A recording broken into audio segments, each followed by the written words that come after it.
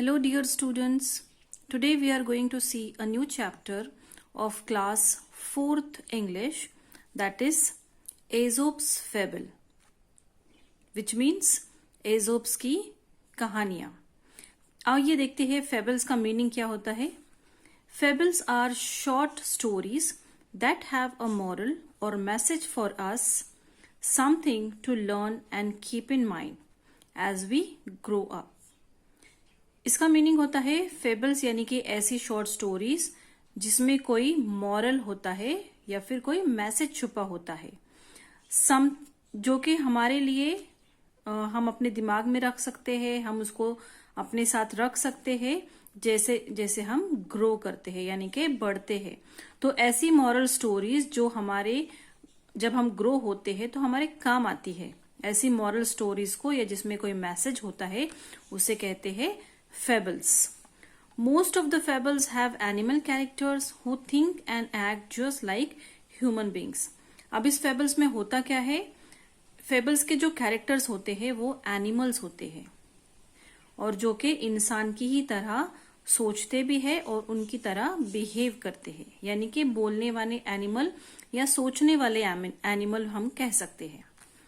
It is believed that many of the fables were first told by a wise person called Aesop.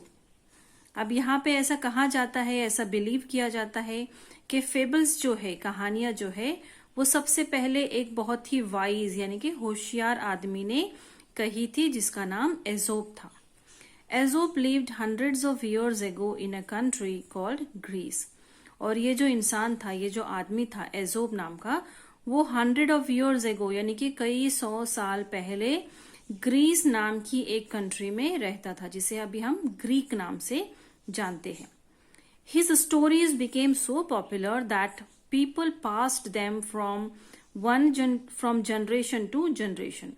और उसकी जो कहानियां थी वो इतनी ज्यादा पॉपुलर हुई, इतनी ज्यादा फेमस हुई कि लोगों ने उसे एक जनरेशन से दूसरे जनरेशन को पास किया। एक जनरेशन से दूसरे जनरेशन को पास करना यानी कि जैसे कि आपके दादा दादी ने आपको कुछ कहानियां सुनाई होंगी, आपके पेरेंट्स आपको सुनाते होंगे और उन्हें वो कहानियां किसने सुनाई थी, उनके पेरेंट्स ने या उनके ग्रैंड पेरेंट्स ने।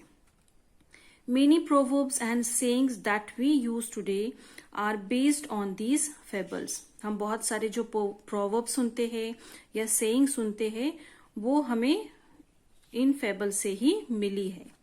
Here are two well-known fables और यहाँ पे दो बहुत ही फेमस fables या कहानियां दी गई है। तो आइए एक एक करके दोनों कहानियों को देखते।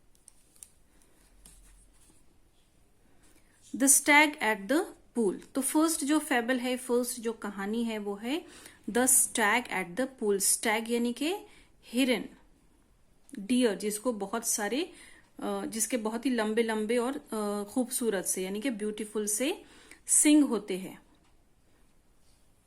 One day a beautiful stag came to a pool of clear water. अभी एक दिन क्या हुआ, एक बहुत ही खूबसूरत स्टैग यानी कि डियर वो एक पूल के पास में आया जिसका पानी बहुत ही साफ था। As he bent down to drink he saw his own reflection in the water. अब जैसे ही वो पानी पीने के लिए नीचे झुका, बेंट यानी कि नीचे झुकना, तो वो जैसे ही पानी पीने के लिए नीचे झुका, ही सॉ हिज ओन रिफ्लेक्शन, उसे खुद का ही रिफ्लेक्शन यानी कि परछाई दिखाई दी पानी के अंदर। He was delighted and with what he saw. अब वो बहुत ही खुश हो गया जो वो देख रहा था पानी में अपनी परछाई, तो वो बहुत ही खुश हो गया। Instead of drinking water, he kept looking at his own reflection. और वो अपने आप को देखने में इतना मगन हो गया कि उसने पानी पीना भी छोड़ दिया और अपने रिफ्लेक्शन को या अपनी परछाई को ही देखता गया। How handsome I look, he said to himself. अब उसने अपने आप से कहा कि मैं कितना खूबसूरत लगता हूं, मैं कितना हैंडसम हूं। How beautiful are these curving antlers. How they add to my beauty. How graceful they look. अब उसने आगे क्या कहा कि मेरे ये जो कर्विंग एंटलर्स है यानी कि मुड़े हुए जो एंटलर्स है वो कितने ब्यूटीफुल है, वो कितने अच्छे है और वो मेरी जो ब्यूटी है उसमें उसको बढ़ा रहे हैं, उसे ऐड कर रहे हैं, और इसकी वजह से मैं कैसा दिख रहा हूं, ग्रेसफुल, यानी कि बहुत ज्यादा ब्यूटीफुल, बहुत ज्यादा अट्रैक्टिव दिख रहा हूं. Then he moved nearer and saw his legs reflected in the pool. अब वो अपने आप को देखने के लिए थोड़ा और आगे झुकता है पानी की तरफ, और तब उसे अपने वहां पे पैर का रिफ्लेक्शन दिखाई देता है. He was quite disgusted. अब ये देख के वो थोड़ा सा नाखुश हो गया. Look at my legs, they are so ugly, all spindly with small feet. How I wish that nature had given me legs worthy of my stately antlers. अब जब वो अपने लेग्स को देखता है तो थोड़ा सा नाखुश हो जाता है, उसे दुख होता है, और वो क्या बोलता है, देखो मेरे पैर ये कितने ज्यादा अगली है, मेरे पैर है तो वो उतने खूबसूरत नहीं है जितने के मेरे एंटलर्स है, जितने के मेरे सिंग है. कितना अच्छा होता कि अगर मुझे भी नेचर ने उतने ही अच्छे पैर दिए होते जितने अच्छे के मुझे एंटलर्स दिए हैं, या जितने अच्छे मुझे सिंग दिए हैं. यहाँ पिक्चर में आपको दिखाई दे रहा होगा ये एंटलर कैसे पानी पी रहा है यहाँ से, और यहाँ पे उसे अपनी रिफ्लेक्शन दिखाई दे रही है, यहाँ पे उसके पैर दिखाई दे रहे हैं, जिसे देख के वो थोड़ा सा दुखी हो जाता है. और साथ ही साथ वो अपने एंटलर्स के बारे में यहाँ पे बता रहा है कि मेरे एंटलर्स जो है वो कितने ब्यूटीफुल है और कर्व है, यानी कि मुड़े हुए है, ब्यूटीफुल है. As he was brooding in this way, the stag heard an arrow going swish across the pool. अब जैसे वो अपने रास्ते पे था, वहां पे रुक के पानी पी रहा था, तभी उसने सुना कि किसी एरो की आवाज उसके पास से होकर या पुल के पास से होकर निकल गई. At the same time he picked up the scent of हंटलर्स.